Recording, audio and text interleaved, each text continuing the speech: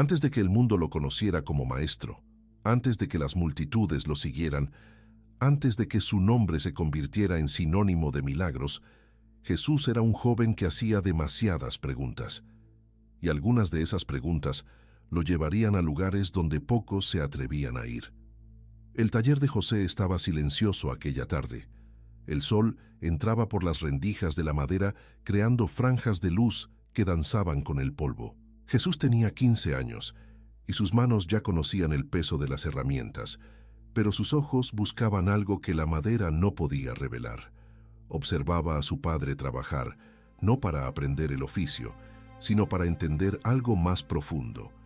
¿Cómo un hombre tan bueno vivía en un mundo tan roto sin romperse tan bien? José notó la mirada. Se detuvo, se limpió las manos y se sentó junto a su hijo. «Hay algo que te inquieta», dijo. No como pregunta, sino como constatación. Jesús tardó en responder. «Padre, ¿por qué hay tanto sufrimiento que no tiene sentido? ¿Por qué hay personas que parecen tomadas por algo que no son ellas?» José respiró hondo. «Hay cosas que el mundo carga desde antes de nosotros, fuerzas que no vemos, pero que actúan. ¿Eso tiene nombre? Lo tiene, pero no son nombres que se pronuncien fácilmente». Aquella noche, Jesús no pudo dormir. Las palabras del Padre resonaban. Fuerzas invisibles, nombres no dichos. Se levantó y caminó hasta la ventana. La noche estaba densa, sin luna, y el silencio parecía vivo, como si escuchara sus pensamientos. Sintió algo extraño, no miedo, sino reconocimiento, como si algo allá afuera lo hubiera estado esperando desde hacía mucho tiempo. Días después, durante una visita a la sinagoga, Jesús se quedó después de la reunión.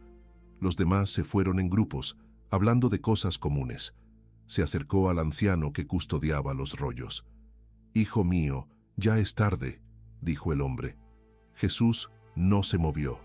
«Quiero aprender más». «¿Sobre qué?» «Sobre lo que no se dice abiertamente». El anciano levantó la cabeza, sorprendido. «¿Qué edad tienes?» 15. Demasiado joven para ciertos conocimientos. Jesús lo miró fijamente. ¿O demasiado viejo para seguir ignorando? El anciano estudió el rostro del joven durante un largo momento. «Hay textos», comenzó él despacio, «que no leemos en voz alta. Textos que hablan de cosas anteriores al diluvio, de ángeles que cayeron, de secretos que fueron sellados». «¿Por qué sellados?» «Porque el conocimiento sin preparación destruye a quien lo lleva». Jesús sintió que el corazón se le aceleraba. «Necesito saber». El anciano suspiró. «Vuelve mañana, antes del amanecer, solo». La madrugada estaba fría cuando Jesús regresó. El anciano lo esperaba con una lámpara y un rollo antiguo, diferente de los demás. El cuero era más oscuro, las letras más irregulares. «Esto», dijo el anciano, «es el libro de Enoc.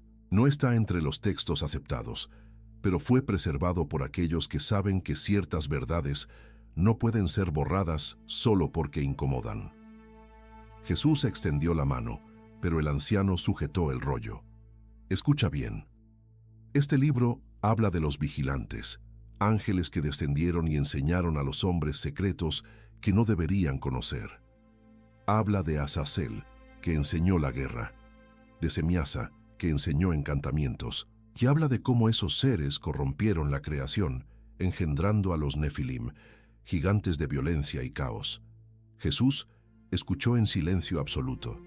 El anciano continuó.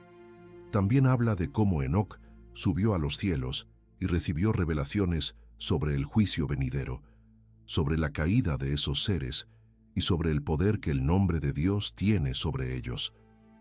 Jesús miró el rollo. «¿Puedo leerlo?» El anciano dudó. «Si lo lees, ya no serás el mismo. Este conocimiento marca». Jesús no retrocedió. «Necesito entender qué hay de malo en el mundo. No solo verlo, sino entenderlo». El anciano le entregó el rollo. «Léelo aquí, ahora.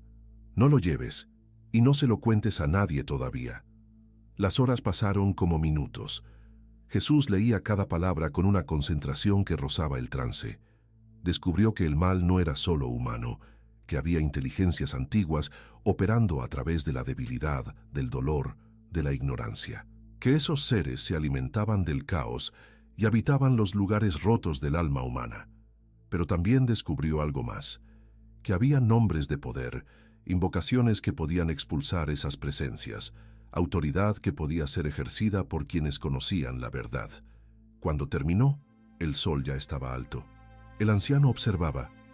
¿Qué entendiste? Jesús cerró los ojos. Entendí que el sufrimiento tiene origen, que no es solo azar o castigo divino, que hay fuerzas trabajando para mantener a las personas prisioneras. Y entendí que esas fuerzas pueden ser confrontadas. El anciano asintió lentamente. Ahora llevas una carga. Úsala con sabiduría o te destruirá. Jesús volvió a casa en silencio. María lo notó de inmediato. Estás diferente. Él miró a su madre y ella vio en sus ojos algo que la asustó y la consoló al mismo tiempo. Aprendí cosas, madre. Cosas que explican mucho de lo que veía pero no entendía. María tomó sus manos. Sé cuidadoso, hijo. El conocimiento sin amor se convierte en arma. Semanas después, Jesús caminaba por la plaza cuando vio una escena que paralizó a los demás. Un hombre se retorcía en el suelo, echando espuma por la boca, gritando palabras inconexas. La gente se alejaba, algunos con miedo, otros con asco. «Está poseído», murmuró alguien. «Llamen a los sacerdotes». Pero nadie se acercaba. Jesús sintió algo diferente esta vez, no solo compasión, sino reconocimiento. Sabía lo que estaba viendo. Se acercó despacio. El hombre giró la cabeza de forma antinatural y miró directamente a Jesús. La voz que salió no era la suya. «Hijo del carpintero, ¿qué quieres con nosotros?» Jesús sintió que el aire se volvía denso. Recordó las palabras de Enoc, los nombres, la autoridad. No respondió con miedo, respondió con firmeza. «Sé quién eres, y sé que no perteneces aquí». El hombre rió, pero era una risa sin alegría. «Eres demasiado joven para enfrentarnos». Jesús se arrodilló junto a él, puso la mano en su frente, sintió el calor febril, la tensión inhumana. Cerró los ojos y pronunció, bajo pero claro, palabras que había aprendido en el rollo. Nombres de autoridad, invocaciones de luz. El hombre se contorsionó, gritó, pero Jesús no retiró la mano. Continuó con voz firme, hasta que el cuerpo del hombre se relajó de repente. El silencio cayó sobre la plaza como un manto. El hombre abrió los ojos, esta vez eran sus propios ojos, confusos, asustados, pero suyos. ¿Qué pasó? Jesús lo ayudó a levantarse. Estabas preso, ahora estás libre. La gente alrededor susurraba. ¿Quién es este joven? ¿Cómo lo hizo? Jesús no esperó los elogios, simplemente se fue, sintiendo el peso de lo que acababa de hacer. Aquella noche, María lo encontró sentado solo. «¿Usaste lo que aprendiste?» «Sí, y funcionó». María se sentó a su lado. «Tu padre y yo siempre supimos que no serías común. Pero esto es diferente. Estás entrando en territorios peligrosos». Jesús la miró. «Madre, si tengo el poder de liberar, ¿cómo puedo no usarlo?» María tomó su rostro con ambas manos. «No estoy diciendo que no lo uses, estoy diciendo que te prepares, porque cuanto más liberes, más vendrán tras de ti». Las semanas siguientes fueron diferentes. Jesús comenzó a ser buscado. Primero discretamente, personas que habían oído hablar, que tenían familiares atormentados. Atendía a todos, siempre en silencio, siempre con el mismo método. Palabras de autoridad, invocación de nombres sagrados, expulsión de presencias. Cada vez confirmaba lo que había aprendido. El mal tenía estructura, jerarquía, nombres, y el conocimiento de esos nombres era poder. Pero no todos lo veían con buenos ojos. Los líderes religiosos comenzaron a notar un joven carpintero realizando exorcismos sin autorización formal, sin entrenamiento rabínico. Eso era inaceptable. Lo llamaron. «Jesús, estás causando disturbios. ¿Con qué autoridad haces lo que haces?» Jesús los miró fijamente. «Con la autoridad de la verdad. Ustedes leen las Escrituras, pero ignoran los textos que explican las fuerzas que atormentan al pueblo. Uno de los ancianos frunció el ceño. ¿Qué textos? Jesús sabía que era un momento delicado. Los textos de Enoc, las revelaciones sobre los vigilantes caídos, silencio pesado. Esos textos no son aceptados, dijo uno de ellos. ¿Por qué? Porque perturban el orden. Jesús sintió ira por primera vez. ¿El orden de quién? El que permite que las personas sufran porque ustedes tienen miedo del conocimiento que incomoda. Eso es blasfemia. No, eso es liberación.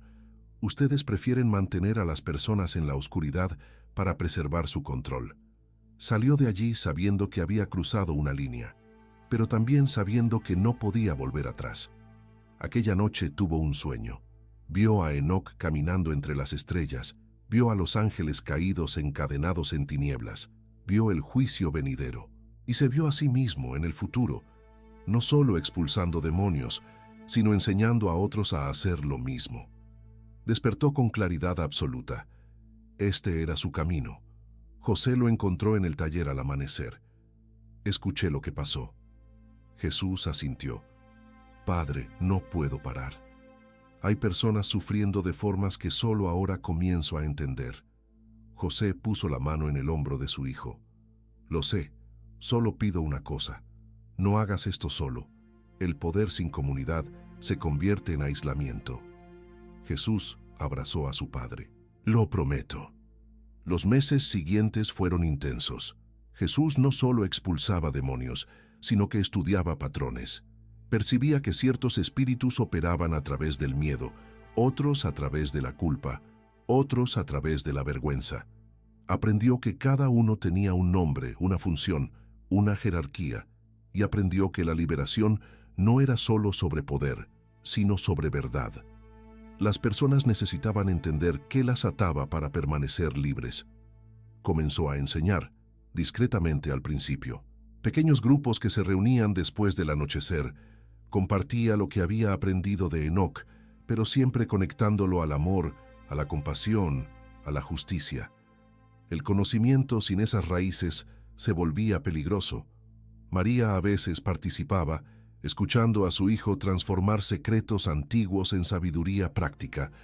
Un día apareció un hombre diferente, más viejo, con cicatrices de batallas antiguas. Se presentó como alguien que también conocía los textos.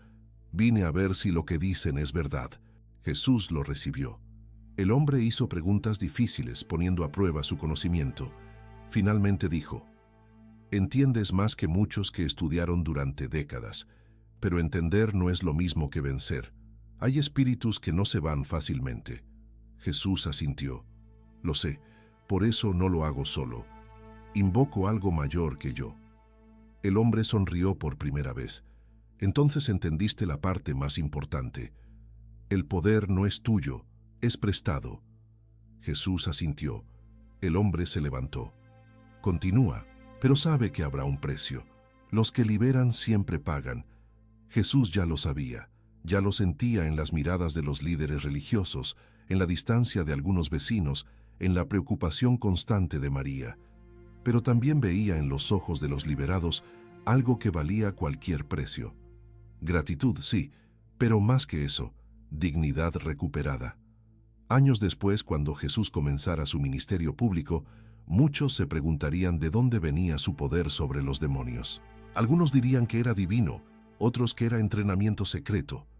Pocos sabrían la verdad, que hubo un joven de 15 años que leyó un texto prohibido, que tuvo la valentía de preguntar lo que otros callaban, que aprendió que el conocimiento y la compasión juntos forman el arma más poderosa contra las tinieblas.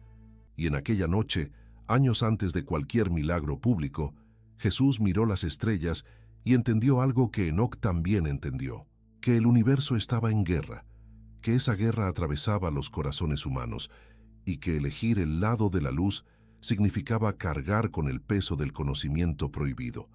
Pero cargar ese peso con amor era lo que transformaba el conocimiento en liberación. Y la liberación era lo que el mundo más necesitaba, incluso sin saber pedirlo.